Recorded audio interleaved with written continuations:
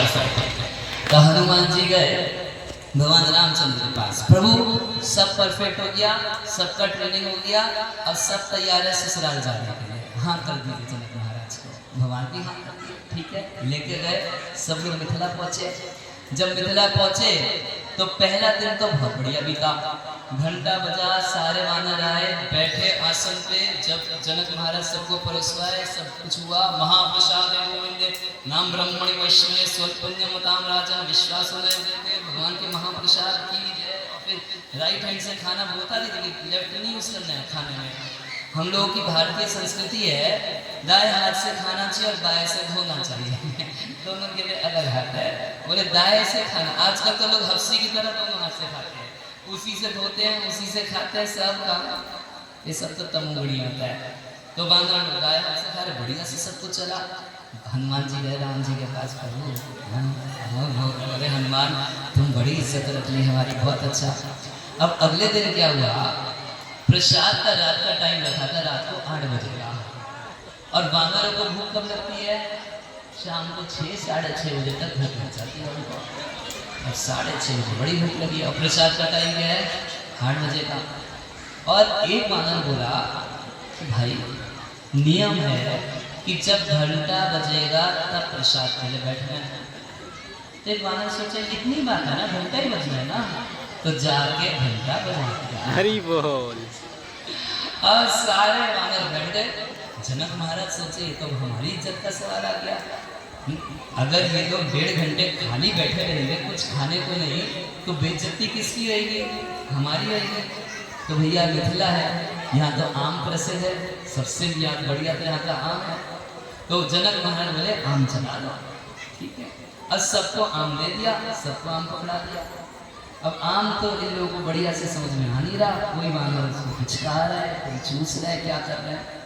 तब तक एक वानर थोड़ा सा उसको चूसने के लिए वो करने में थोड़ा ज़्यादा जोर लगा दिया, तो एक गुठली उछल गई। सामने वाला तो अरे तेरा गुठली इतना उछलेगा तो मेरा गुठली इतना उछलेगा। अब कंपटीशन चालू, सब अपना अपना गुठली उछालना चालू कर दिए। तो अरे जनक का गुठली इतना उछलता है, अब वानर आपस में उछल उछल के कंपटीशन करना शुरू कर दिया। भगवान राम बोले हनुमान तुम तो बोला था ट्रेनिंग लेके लाया है। तो हनुमान जी अरे तुम लोग कोई सदाचार नहीं, बैठ। हनुमान जी गुस्सा करने लगे। तब तक भगवान हाथ पकड़ कर हनुमान जी को रोक दिए। सुनो, ये जैसे हैं मेरे हैं, इनके स्वभाव में बदलने की कोई जरूरत नहीं है। ये जैसे हैं मेरे हैं, मुझे ऐसे ही प्रिय है। तो इसलिए हनुमान जी कह रहे हैं न जन्म नूनम महत्व न सौभगम न बात न बुद्धि आकृति तोषे। भगवान को ये सब गुण पसंद नहीं करते। एक बार की बात है कि भीमसेन सोचे कि भगवान जो है ये सुंदर गायन पे बड़ा रुचि है। द्रौपदी गाती है इतना सुंदर, अर्जुन बजाते हैं इतना सुंदर, तो भगवान आ जाते हैं तुरंत। जब द्रौपदी बुलाती है आ जाते हैं, जब अर्जुन बुलाते हैं तब आ जाते हैं। तो भीमसेन सोचे कि हमको भी गायन कला सीख लेनी चाहिए, तब फिर मैं गाऊंगा और भगवान आ जाया करेंगे, तो बढ़िया बात है।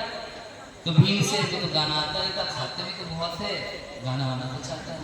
तो एक हारमोनियम खरीद लिए, बाजा खरीद लिए और उस पर रियाज करना शुरू किया। एक गुरु जी से पूछ लिए कैसे रियाज करना है। बोले पहले सुर मिलाना पड़ेगा सारे। हाँ ठीक है गुरु जी। बोले 7 दिन पहले इसी की प्रैक्टिस करनी है। हाँ गुरु जी अभी करेंगे। तो घर में जहाँ सब मेहमान आते थे बैठते थे, वहीं पे बैठ के भीम चालू हो गए।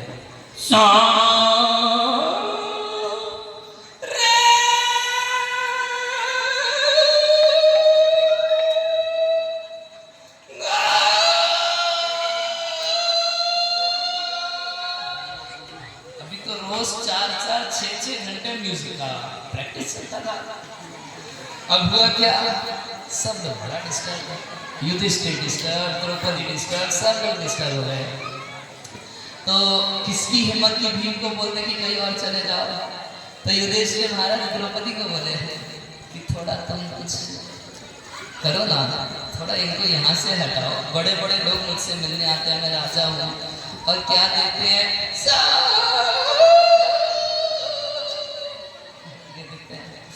तो द्रौपदी गई भीमसेन के पास और भीम को बोली कि अरे संगीत तो एक साधना है, आपको यहाँ डिस्टर्ब नहीं होता? इतने लोग आते हैं, इतने लोग जाते हैं, आपका डिस्टर्ब नहीं होता? संगीत का रियाज एकांत में करना चाहिए। डिस्टर्ब किसको होता था? डिस्टर्ब किसको होता? हम लोग बोली क्या आपको डिस्टर्ब होता है? इतने लोग आते हैं जाते हैं। भीम बोला हाँ बात तुम सही कहती हो। तो क्या किए, एक पर्वत की गुफा में अब संगीत का रियाज करना चालू कर दिया। अब एक दिन की बात है, घर का जो धोबी था घूमते घूमते, जब भीम संगीत का रियाज कर रहे थे, घूमते घूमते उस गुफा में आ गया। जब धोबी को देखा तो पूछा, भीम से पूछे कि तुम यहाँ कैसे आए, किस कारण से आए? बोले नहीं मालिक कुछ नहीं। युधिष्ठिर महाराज भेजे? नहीं मालिक कुछ नहीं, बताओ क्या बात है? नहीं मालिक नहीं मालिक, बार बार टाल रहे थे। तो भीमसेन बोले देखो बताओ मेरे को क्या बात है? बोले मालिक अगर आप नाराज नहीं होंगे, गुस्सा नहीं होंगे तो बताऊंगा। हाँ क्यों गुस्सा होगा, तुम बताओ ना। मालिक मेरा एक गधा खो गया था और यहाँ से आवाज़ आ रही थी तो मुझको लगा कि मेरा गधा रो रहा है, तो उसको देखने लगा। तब भीमसेन समझे कि मेरे गाने की आवाज़ गधे की रोने की जैसी आवाज़ जैसी सुनाई पड़ती है, इसलिए द्रौपदी हमको यहाँ भेजी। अब भीमसेन सोचे हमको गाना वाना कुछ नहीं सीखना। एक दिन की बात है, युधिष्ठिर महाराज भीम को बोले कि भीम जाके द्वारकाधीश को बुला लाओ, मेरे को बहुत जरूरी काम है। तो भीमसेन बोले कि थोड़ा भैया प्रसाद पा जाओ। बोले अच्छा ठीक है मगर भूलना मत। तो भीम जानते हैं कितना खाते थे? 5 पांडव में से 4 जितना खाते थे, भीम अकेला उतना खाते थे। उनका एक नाम है वृकोदर। वृक मतलब बड़ा और उदर मतलब पेट, जिसका पेट बहुत बड़ा था। खाते थे तो बहुत ज़्यादा खाते थे। और अब जानते बहुत सारा कोई खा लेता है तो उसके बाद नींद आती है, बहुत भर के आप पेट भर लेते हैं तो फिर नींद आती है। तब क्या हुआ, भीम से खाए पिए सो गए। दोपहर में